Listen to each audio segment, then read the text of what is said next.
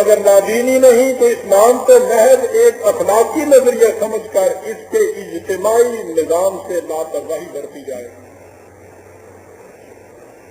یہ انہوں نے انتباہ اسی زمانے میں یہ دیا تھا. آپ دنیا میں کہیں دیکھ لیجئے جہاں بھی وطنیت کو قومیت کی بنیاد قرار دیا گیا ہے، حکومت وہاں ہر جگہ سیکولر ہے. آپ کے یہاں اسلامی نظام قائم ہی نہیں ہو سکتا اگر آپ قومیت کی تشکیل دین کے علاوہ کسی اور معیار کے مطابق رکھنا چاہتے ہیں. یہ الہ انہوں نے صرف کیا تھا. لیکن مولانا صاحبان نے تو کسی کو اس کی توفیق نہ ہوئی، اس کا اعتراف کر دیا. توفیق ہوئی تو کن کو توفیق ہوئی؟ ہندو لیڈروں کو توفیق ہوئی. لالا لاجپت رائے اسی لاہور کے ایک ممتاز کانگریس لیڈر، بڑے متشدد ہندو، میں نے دیکھا ہے انہوں نے اس زمانے میں کانگریس کے پریزیڈنٹ ڈی آر داس کو ایک خط لکھا، غور سے سننے کے قابل ہے، ہندو سمجھا. اس نے لکھا تھا اس خط میں کہ ایک اور چیز جو کچھ عرصہ سے میرے لیے بے حد وجہ اضطراب ہو رہی ہے، ہندو مسلم اتحاد یا متحدہ قومیت کا مسئلہ ہے. میں چاہتا ہوں کہ آپ کو اس پر دعوت غور و فکر دوں. گزشتہ 6 ماہ میں نے اپنے وقت کا بیشتر حصہ اسلامی تاریخ اور اسلامی قوانین کے مطالعہ میں صرف کیا ہے، اور اس سے جس نتیجے پر میں پہنچا ہوں وہ یہ ہے کہ یہ چیز یعنی ہندوؤں اور مسلمانوں کو ملا کر ایک قوم بنا دینا یا ان میں اتحاد پیدا کرنا ایک امر محال اور ناقابل عمل شے ہے. میں تہہ دل سے ہندو مسلم اتحاد کی ضرورت کا قائل ہوں، یہ فکرہ سننے کے قابل ہے. اس کے لیے میں مسلمان رہنماؤں پر اعتماد کرنے کو بھی تیار ہوں، لیکن قرآن اور حدیث کے احکام کو ہم کیا کریں گے؟ کیا مسلمان رہنما ان کے اوپر خط تنقید پھینک دیں گے؟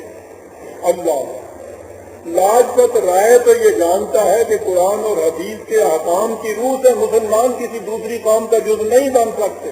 نہیں جانتا تو حسین احمد مدنی دیوبند کا شیخ الحدیث نہیں جانتا. اس دور عزیزان من اپنے دیے گئے.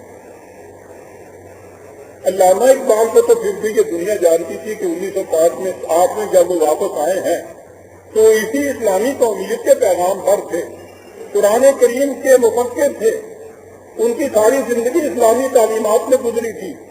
وہ جاتے ہوئے اس شمع کو اس ہاتھ میں دے گئے کہ جن کے متعلق تصور بھی نہیں کیا جا سکتا تھا کہ یہ شخص اسلامی اور مسلم قومیت کا بھی مدعی ہو سکتا ہے. وہ شخص تھا محمد علی جناح، پکا نیشنلسٹ، اتنا بڑا کانگریسی کہ بمبئی میں آج بھی جناح کانگریس ہال اس کی زندہ شہادت موجود ہے.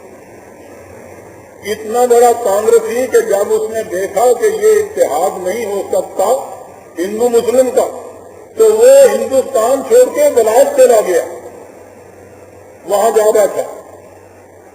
اور اقبال اپنے اس پیغام کی شمع کو محمد علی جناح کے ہاتھ میں دے دیا. یہ اس سے بھی زیادہ تحیر انگیز چیز ہے. جیسا اقبال کا ہم نے دیکھا کہ یورپ سے آیا تو اس میں ایک انقلاب آیا ہوا تھا، جناح کا یہ انقلاب اس سے زیادہ تحیر انگیز ہے. اتنا بڑا نیشنلسٹ جو یہاں سے روٹ کے وہاں چلا گیا تھا. یہ کیا ہوا تھا؟ ہیکٹر زلیتھو نے جناح کی تمام نے حیات لکھی. یہ ہم سے نہ سنیے کہ کہا جائے گا کہ جناح کی طرفداری کرتے. اس شخص نے یہ لکھا ہے کہ اقبال جناح سے ملتا رہا، وہ دوست تھے، ان نے خط و خطابت دی. وہ کہتا ہے کہ اقبال مسلسل یہ کوشش کرتا رہا کہ جناح کو کنورٹ کر دے. اس میں وقت تو لگ گیا لیکن بلاخر اقبال کامیاب ہو گیا اور اقبال جناح کو کنورٹ کر کے یورپ سے ہندوستان میں آیا.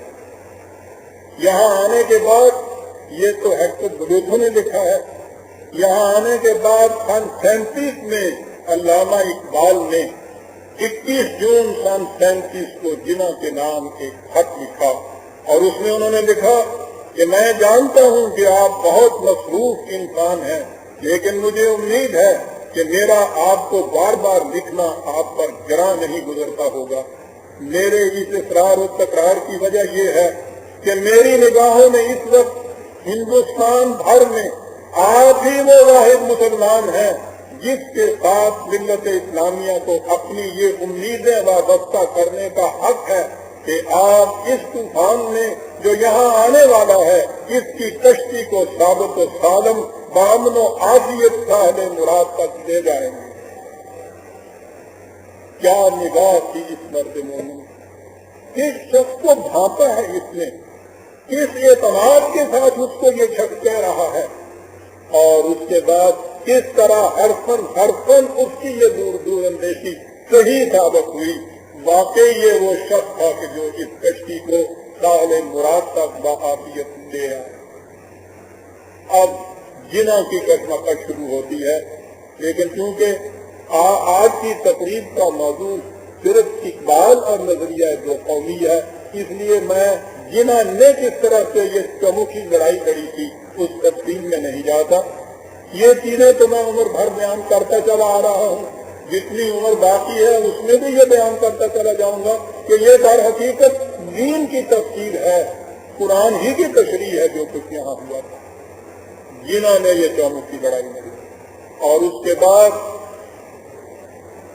14-15 اگست کے درمیانی شب کو اس مملکت پاکستان کے وجود کا اعلان ہوا۔ بعض اوقات بعض چیزیں فطرت کی طرف سے بڑی ہی حسین اور حسن اتفاق کی ہوتی ہیں۔ 14-15 اگست 1947 کی درمیانی شب وہ تھی کہ جسے عام طور پر شب قدر کہا جاتا ہے، رمضان کی 27ویں کی رات تھی، اور جب یہ مملکت وجود میں اس دن آئی ہے تو چونکہ اس کی بنیاد یہ تھی کہ یہ امت، یہ قوم منفرد قوم ہے دنیا کے اندر۔ آپ حیران ہوں گے یہ سن کے، میں نے کہا ہے کہ فطرت کی طرف سے یہ حسن انتخاب تھا کہ اس مملکت کے اس دن، اس سال کی تاریخ جو نکلی ہے، قرآن کی یہ آیت ہے، کنتم خیر امۃ اخرجت للناس۔ قرآن کی اس آیت سے 1368 تاریخ ہجری نکلتی ہے پاکستان کی تشکیل۔ تم وہ بہترین قوم ہو جسے ہم نے نو انسانی کے فائدے کے لیے پیدا کیا ہے۔ یوں اس قوم کی تشکیل سے ایک مملکت وجود میں آگے لگی جائے، اور اس کے بعد پھر وہی جو میں نے پہلے کہا ہے کہ صدر اول کے بعد اسلام کی، مسلمانوں کی یہ گاڑی دوسری پٹری پر جا پڑی۔ حضور پاکستان کے بعد وہ تو پھر بھی کچھ وقت کے بعد جا کے پڑی تھی، ہم نے تو شروع ہی سے اس سے انکار کر دیا۔ کس چیز سے انکار کیا ہم نے؟ پہلے ہی آئین کے اندر آپ کو معلوم ہے کہ ہماری بنیاد کیا تھی؟ ایک وطن کے اندر بسنے والے مسلم اور غیر مسلم ایک قوم نہیں بن سکتے۔ ہم نے جو یہاں آنے کے بعد اپنا پہلا کانسٹیٹیوشن بنایا، اس میں پاکستان کے اندر بسنے والے ہندو اور مسلمانوں کو ایک قوم کو بدل کر اللہ۔ ہمارا نوجوان طبقہ جو ہمیں کام دیتا ہے کہ صاحب یہ تو سارا ایک وکیلانہ حربہ بھرو استعمال کیا، ہم اس کا جواب نہیں دیتا۔ بہرحال مجھے اوروں سے غرض نہیں، میں نے عزیزان من اپنے دین کے تقاضے کی بنیاد پر 10 سال جنہوں کے زیر قیادت تحریک پاکستان میں حصہ لیا، طلوع اسلام کے اور آپ زندہ شہادتوں کی۔ یہاں آنے کے بعد جب میں نے یہ دیکھا کہ پہلے ہی دن یہ ہٹ رہے ہیں اس سے، اس دن سے یہ آواز پکار رہا ہوں۔